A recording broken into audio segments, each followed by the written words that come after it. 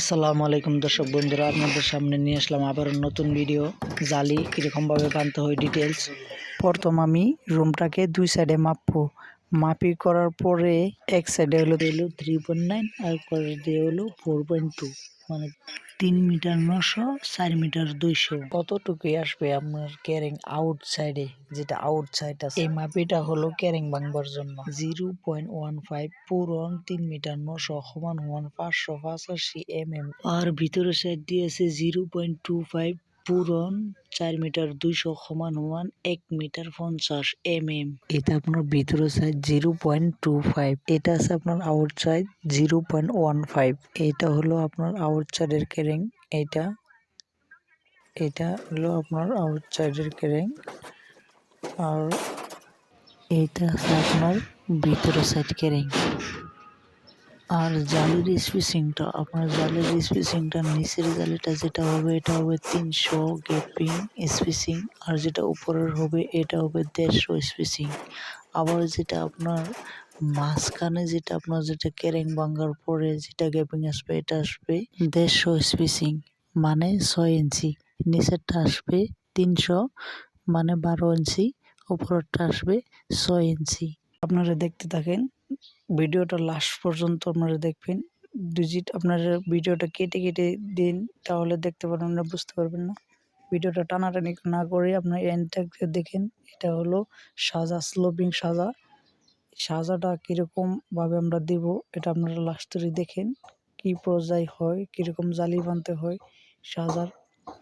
আপনাদেরকে লাস্ট ধরে দেখিয়ে দেবো সব ডিটেলস। ভিডিওটা কাটাকাটি করবেন না, এন্ডটাকে দেখেন কীরকম ভাবে হয়। আর আপনারা আশা করছি একবার দেখলে আরেকবার দেখতে হবে না ভিডিও। আপনাদেরকে দেখাচ্ছি হিডেন বিম, যেটা স্ল্যাবের ভিতর দিয়ে যায় বিমটা, স্ল্যাবের ভিতরে দিয়ে যেটা যায় এটাকে হিডেন বিম বলা হয়।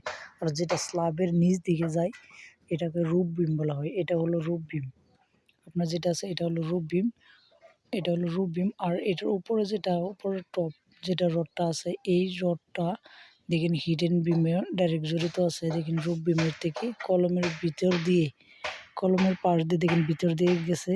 এই দেখেন যায় দেখেন, এই দেখেন হিডেন বিম, এটা হলো হিডেন বিম।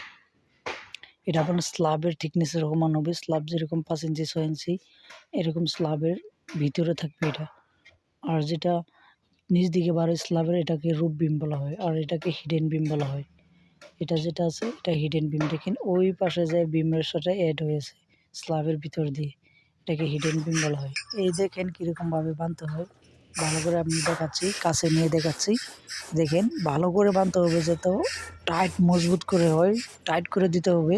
আর দেখবেন একটা যেন বাকি না থাকে, মাথায় খেয়াল রাখবেন। বানগুলো প্রত্যেকটা বান ভালো করে দিতে হবে। আরেকটা ব্যাপার, আপনার সাইড দিয়ে যখন সাইড বুট মারবেন তখন জালির রডগুলো যে আছে এগুলো বেন্ডিং করে দেবেন, মুড়ছে দেবেন ভালো করে, বিমের সাথে অ্যাড করে দেবেন বেন্ডিং করে।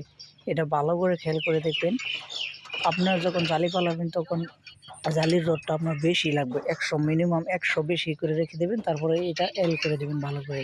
এল করে দেওয়ার পর তারপরে আপনি সাইড বুট মারবেন। হয়তো বা কেউ তো এল করে না, এল না করা কিন্তু মারকটা একটা ভুল। স্ল্যাবটা মোটামুটি তৈরি হয়েছে, এখন আমরা তিরপাল ঢোকাচ্ছি। তিরপাল ঢোকানোর পরে কি করি দেখেন আপনারা ভালো করে।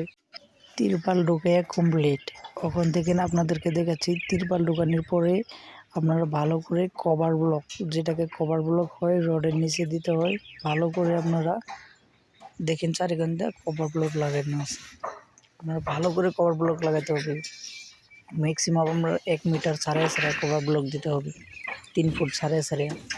এই দেখেন কভার ব্লকটা আছে আপনার 30 mm, স্ল্যাবের যেটা কভার 25 mm হয়তো বা কেউ দেয়, কেউ 30 mm দেয়। 30 mm হয়তো বা 25 mm, হয়তো বা অত মোটা দেবেন না, আবার 50 mm এরকম না, 25 30 এরকম গ্যাপিং সাইজ আপনারা বানিয়ে নিতে হবে। কভার ব্লক সিমেন্ট দিবেন, বালু দিয়ে সুন্দর করে কভার ব্লক বানিয়ে নেবেন হাত করে।